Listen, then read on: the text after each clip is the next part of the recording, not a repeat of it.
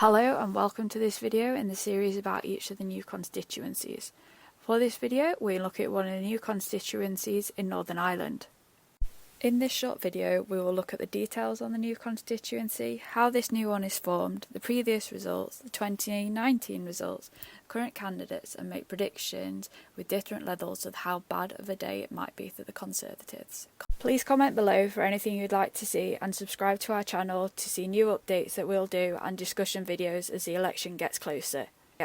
There are lots of changes with boundaries in the next election, so we're going to give a quick overview of how the boundaries are changing and how it's going to affect each seat. Only 65 seats, or 10% of the seats, are staying the same, so here we're going to compare how the new seat compares to the main one that is replacing.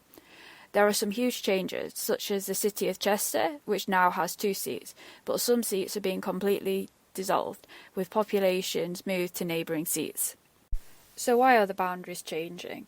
Every so often there are boundary changes to represent the current population movements. Some of them are based on land without any population, and some of them are just because of population, for example new housing estates.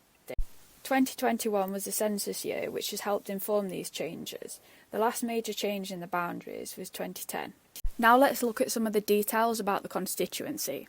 There are 8 regions in England, with Scotland, Wales and Northern Ireland on a country basis. There are 32 seats in Wales, 57 in Scotland, 18 in Northern Ireland and an average of 60 in each of the English regions. The population can vary hugely. The highest is nearly 152,000, which is in Birmingham Ladywood, while the lowest is less than 27,000, which is in the Western Isles of Scotland, which also has the lowest electorate at 21,000. The average population is 103,000 and the average electorate is 73,000. The largest area is the most northerly mainland seat, which is Caithness, which is nearly 12,000 kilometres squared, or approximately 100 times the size of Manchester. The average is 380, while the smallest is only 6.8. The average percentage of the 16 to 49-year-olds is 41%, with the highest in Leeds Central and the lowest in North Norfolk, which also has the highest 65+. The average 65+ is 38%, with the minimum at 15%, which is in the area around Canary Wharf. Density averages nearly 1,400, with the highest in Bethnal Green and the lowest in Caithness. This constituency has a boundary change. This constituency is affected by a boundary change. Because of this, we now have populations from multiple old seats. These percentages are based on population, not land.